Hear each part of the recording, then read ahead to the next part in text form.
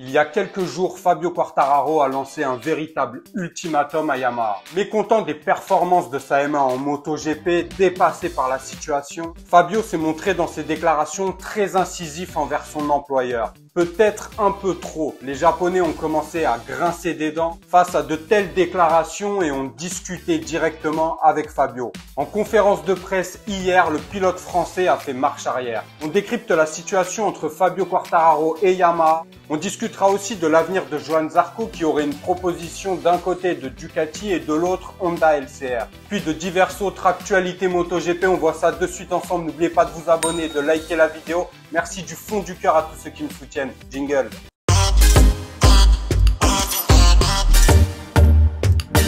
Bon, on le sait tous, Fabio Quartararo galère depuis le début de la saison et sur le dernier Grand Prix, il a en quelque sorte atteint la limite des limites en se qualifiant dernier. On connaît la suite, on a vu les Grands Prix. Il a galéré en course sprint, il a fait une belle remontada en course le dimanche, mais toujours les mêmes sensations, une moto qui manque de grip, qui manque de puissance, qui est quasiment inconduisible, manque d'aisance, qui a perdu son point fort, la fluidité. L'homogénéité de la Yamaha, bref, beaucoup de travail et on l'avait vu, Fabio Quartararo a été très incisif, a lancé un ultimatum à ses employeurs. Il a clairement dit qu'il attendait les tests de Misano le 11 septembre et qu'il prendrait une décision. On l'avait vu dans ma précédente vidéo où clairement il disait qu'il avait laissé une chance à Yamaha, pas deux. Il s'était montré agressif envers son employeur. Alors, certains d'entre vous comprenaient, d'autres pas. Il est clair que Fabio, dans ses déclarations, a été un peu loin. En plus, les Japonais peuvent se vexer et le respect de la hiérarchie est une valeur importante pour eux. Alors, je peux très bien comprendre que ces déclarations passent pour un manque de respect. En même temps, il faut quand même un peu relativiser. J'excuse pas tout à Fabio, bien évidemment, mais qui n'a pas fait des erreurs à son âge? Qui n'a pas dépassé les limites? Fabio est jeune, même si l'âge n'est pas une excuse. Mais il subit aussi beaucoup de pression. Combien d'entre nous seraient capables de subir la pression qu'il subit au quotidien, la pression qu'il se met lui-même après avoir été champion du monde en 2021 et avoir fait des débuts fracassants? Forcément, Fabio prend cher. Et il y a un moment donné où ça devait arriver et il craque. Je pense qu'il faut pas être dans le jugement de valeur. Alors, on peut apprécier ou ne pas apprécier ce genre de comportement. Le tout, c'est qu'il s'en soit rendu compte. Bon, un petit coup de pression aussi des Japonais a fait qu'il a fait marche arrière dans ses déclarations hier. Après, à cet âge-là et même plus vieux, tout le monde est capable de faire des erreurs et peu d'entre nous seraient capables de subir la pression que ce genre de pilote assume au quotidien. Donc, Fabio Quartararo, pour moi, a quand même raison d'apaiser les choses.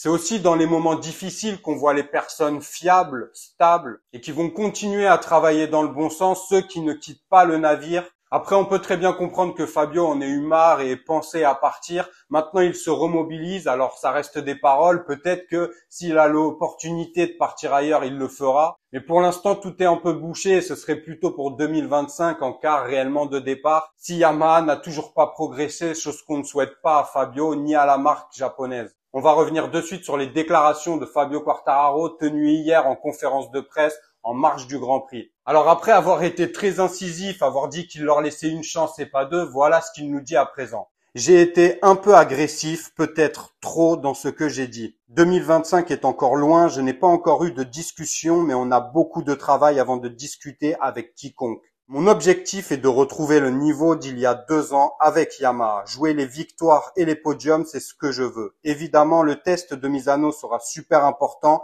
mais il y aura 5 mois jusqu'à février. Bon, clairement, Fabio fait son mea culpa, il fait une marche en arrière. Et il a plutôt raison parce que de toute façon, il est dans un bateau qui coule et s'énerver ne servirait à rien. Il doit en profiter pour prendre de l'expérience parce que peut-être que ce genre de situation se reproduira dans sa carrière et qu'il pourra du coup mieux le gérer émotionnellement. S'énerver n'apporte rien, donc autant travailler comme il le peut, essayer de rester calme même si c'est facile à dire. Mais de toute façon, c'est le bon choix pour le moment. Il dit clairement qu'il veut retrouver son niveau et son niveau avec Yamaha, redevenir champion du monde avec Yamaha. Il dit que c'est eux qui lui ont laissé l'opportunité de venir en MotoGP et qui l'ont pris, qui lui ont donné cette chance de rentrer en catégorie reine. Donc pour le coup, pour ça, il se doit de respecter la marque japonaise, même si évidemment la situation est très difficile pour lui. En fait, Fabio veut des garanties. On a tous des doutes sur le fait qu'Yamaha voulait rester ou pas en MotoGP. Est-ce qu'il pensait à se désengager de cette catégorie ou pas? Et Fabio avait un peu les mêmes doutes. Il faut savoir que ça ne parle pas énormément entre les dirigeants d'Yamaha, les boss et les pilotes. Du coup, eux aussi sont un peu dans l'expectative.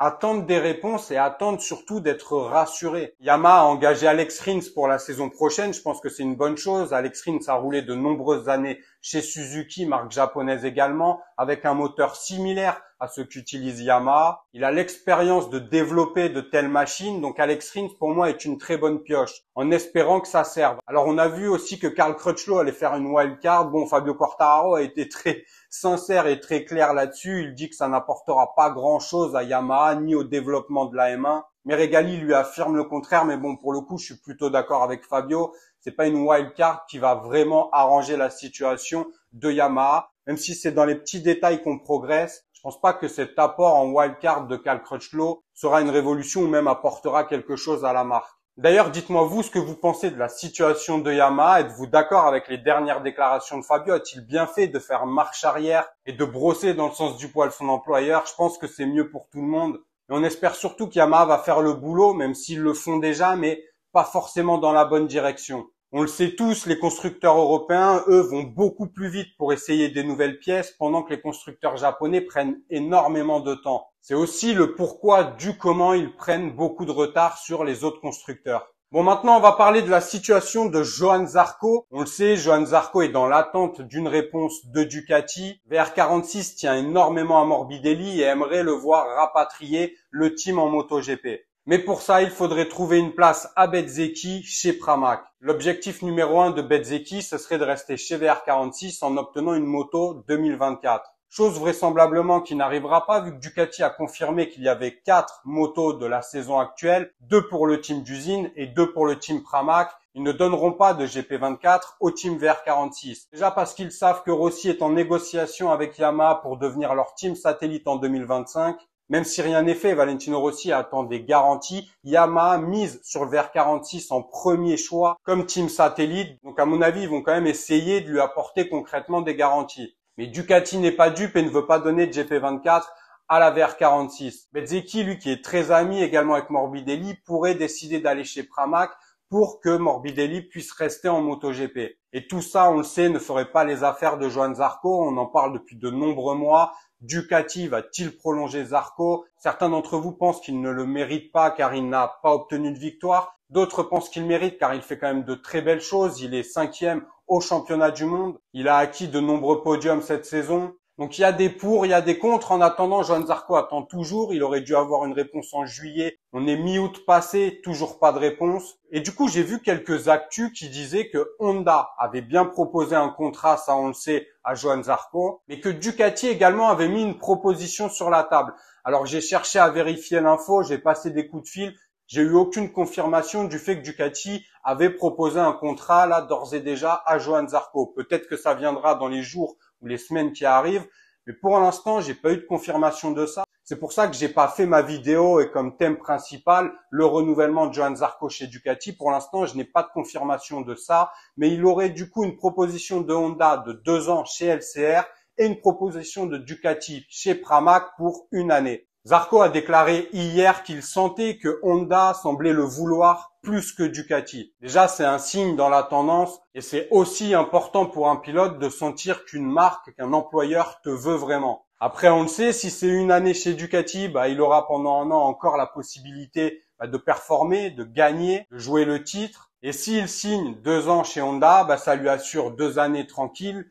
Mais pour performer, ça risque d'être très compliqué, surtout qu'on va revenir sur les difficultés de Honda. Il y a eu pas mal de déclarations de Joan Mir, de Marc Marquez, même d'Alex Rins. Donc on va revenir sur leurs déclarations et sur leur situation juste après le cas Johann Zarco. Dites-moi vous, que feriez-vous si vous vous retrouviez dans cette situation? Est-ce que vous prendriez 1 année de contrat, mais chez Ducati avec la meilleure moto du plateau, ou chez Honda avec une moto en perdition qui ne lui permettra pas vraisemblablement de jouer la gagne? Dites-moi en commentaire ce que vous en pensez. Bon, maintenant, on va parler du cas Honda et Marc Marquez qui a donné des déclarations. Alors, il a essayé lui aussi, il a mis la pression à Honda. Il a un peu apaisé les choses, mais il continue quand même de leur mettre une grosse pression. Il dit très clairement que Honda doit comprendre que la situation est critique. Donc en gros, il sous-entend que même avec les problèmes actuels, Honda n'a pas vraiment conscience de la situation ou alors il ferme les yeux consciemment. On sait que les ingénieurs japonais ne viennent pas beaucoup sur les courses, donc c'est vrai que du coup, ne peuvent pas toujours s'apercevoir de ce qui se passe, à part en ayant des retours des techniciens, mais sinon, les ingénieurs japonais se déplacent très peu sur les Grands Prix, et c'est quand même un problème. Donc Marc Marquez essaie de remuer le cocotier Honda pour essayer de faire bouger les choses. On le sait, Marc, c'est une situation un peu similaire à Fabio, hein. Bon, Marc est 8 fois champion du monde, mais avec cette moto, il n'y arrive pas, à part se casser une jambe ou un bras. Il arrivera pratiquement à rien d'ici la fin de la saison. D'ailleurs, Rins le dit clairement dans des déclarations lui aussi. Il dit qu'il a été frappé par le manque de communication chez Honda. Manque de communication avec les boss, avec les ingénieurs, les dirigeants et même entre pilotes où rien n'est organisé pour que les pilotes puissent se réunir et parler entre eux. Et on le sait, dans la vie, comme dans les couples, comme en MotoGP, la communication, c'est très important, c'est même primordial pour pouvoir avancer sereinement dans une situation apaisée et surtout dans la même direction. Mir, lui, a carrément dit que ces derniers mois, il était moralement totalement effondré. Donc bon, pour l'instant, la Honda brise tout le monde. Elle a réussi à briser Marc Marquez et c'est pas chose aisée. On a vu l'état également de Mir et de Rins, il le confirme, hein. Les deux ont été gravement blessés, hein. Même Marc Marquez d'ailleurs, Rins est toujours blessé. Et lui, c'est déjà qu'il va quitter Honda vu qu'il a un contrat chez Yamaha en tant que coéquipier de Fabio pour la saison prochaine. Donc voilà, la situation globalement des constructeurs japonais est toujours aussi inquiétante. En plus de ça, KTM s'oppose fermement au fait que la Dorna laisse des points de concession à Yamaha et Honda pour leur permettre de développer les motos plus facilement. Donc tout ça est en négociation et je pense que la Dorna trouvera un compromis. Mais pour l'instant, KTM ne souhaite absolument pas que ce soit le cas. En tout cas, dans les dernières déclarations, parce que parfois ça varie d'un jour à l'autre. À l'heure où je vous parle, Johann Zarco vient de faire le premier temps en FP1. Fabio Quartararo est juste derrière second. Donc c'est plutôt rassurant, mais ça reste la FP1 et on sait que quand le rythme commence à s'accélérer, ça devient dur pour Fabio. On va voir ce que Johann va pouvoir faire sur ce Grand Prix ce week-end. En tout cas, profitez bien de la course. Il y aura le débrief dès lundi comme d'habitude. J'essaierai de faire un live aussi mercredi. Ce serait bien qu'on puisse se réunir pour parler ensemble et évoquer tous ces sujets. En tous les cas, profitez bien, passez un bon Grand Prix, un bon week-end. N'oubliez pas de vous abonner si c'est pas déjà fait. Merci du fond du cœur à tous ceux qui me soutiennent. On like la vidéo. Prenez soin de vous, de vos proches, c'est le plus important. À lundi sur Vinson IGP. Ciao.